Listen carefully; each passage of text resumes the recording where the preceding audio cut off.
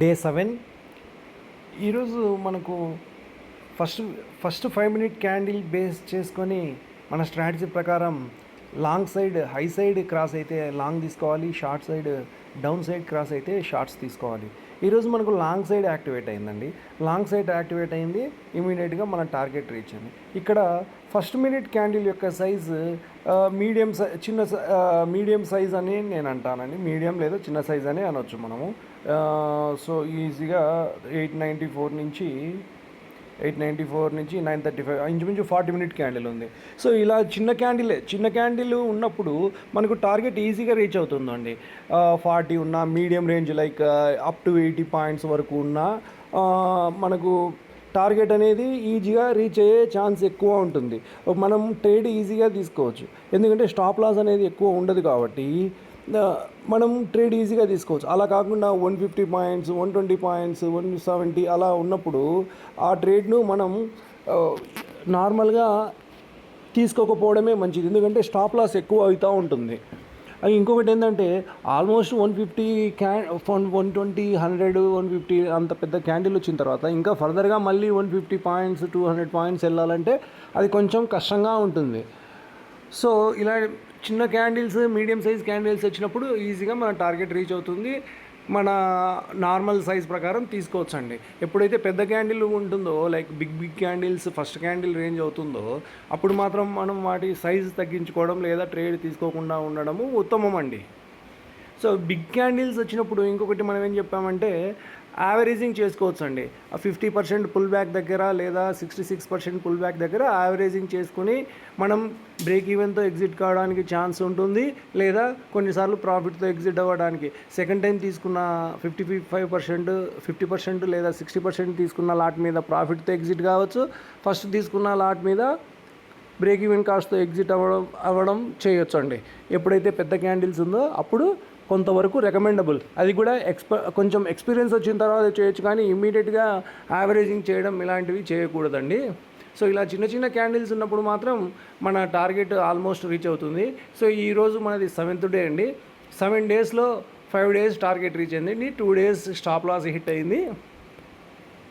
ఇక్కడ మీకు ఇంకొక పాయింట్, నేను కొత్త విషయం ఏం చెప్పదలుచుకున్నానంటే, సో మనకు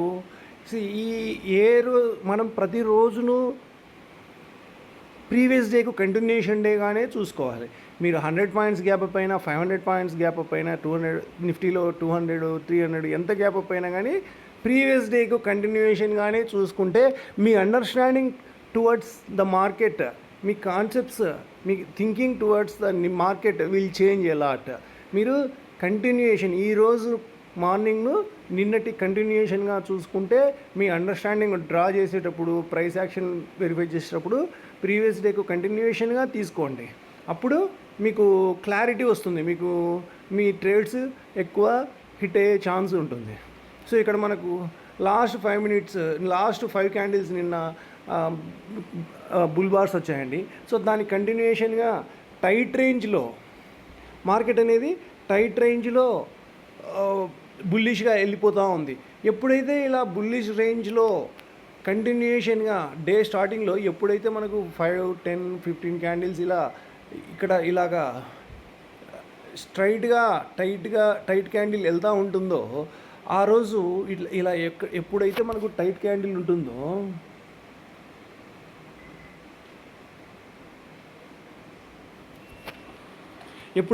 క్యాండిల్ ఉంటుందో ఒకసారి నేను డ్రా చేయడానికి ట్రై చేస్తున్నానండి. మీకు లైన్ డ్రా చేయడానికి ట్రై చేస్తున్నాను. మీకు ఎప్పుడైతే ఇలా టైట్ క్యాండిల్ ఉంటుందో ఆ రోజులలో మీకు మార్కెట్ రివర్సల్ అనేది వెరీ మైనర్ రివర్సల్ ఉంటుందండి. భారీ రివర్సల్, హెవీ ట్రెండింగ్ రివర్సల్ ఉండదండి, జస్ట్ మైనర్ రివర్సల్ మాత్రమే ఉంటుంది. సో ఇలాగా మీరు ఇంత ట్రెండింగ్ మార్కెట్ ఉన్నప్పుడు మీ మార్కెట్ రివర్సల్ అనేది వెరీ కొంత పర్సంటేజ్ మాత్రమే ఉంటుందండి. సో హై నుంచి మళ్ళీ రివర్స్ ఓపెనింగ్ వరకు రావడం, లేదా ఇక్కడ మన స్టార్టింగ్ ఎక్కడైతే ట్రెండ్ స్టార్ట్ అయిందో ఇంత పెద్ద లేదా దీన్ని 23845 కానీ ఈరోజు ఓపెనింగ్ 23,895 కానీ క్రాస్ చేయడం, ఇంత హెవీ రివర్సల్ రాదండి. ఏదో మైనర్ రివర్సల్స్ ఇక్కడ మనకు జస్ట్ 24 నుంచి 950 అంటే 50 పాయింట్స్ రివర్సల్ వచ్చింది, అక్కడి నుంచి కంటిన్యూషన్ అయిందండి.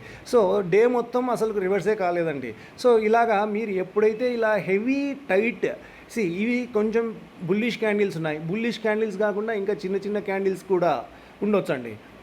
కానీ ఆ రేంజ్ మాత్రం ఎప్పుడైతే మనకు 1 hour range, 1.5 hour range, 2 hours range ఎప్పుడైతే ఇలా టైట్గా ఒకే వైపు వెళ్తూ ఉంటుందో వాటి రివర్సల్ అనేది వెరీ మైనర్గా ఉంటుందండి. హెవీ ట్రెండ్ రివర్సల్ అనేది ఉండదండి. ఇది మీరు కావాలంటే ఒక 100 చార్ట్స్ తీసుకొని చూసుకోండి. సో హెవీ రివర్సల్ అయితే ఉండదండి, మైనర్ రివర్సల్స్ మాత్రమే ఉంటుందండి. మైనర్ రివర్సల్స్ లేదా ట్రేడింగ్ రేంజ్ ఉంటుంది, కానీ మేజర్ ట్రెండ్ రివర్సల్ అయితే ఉండదండి.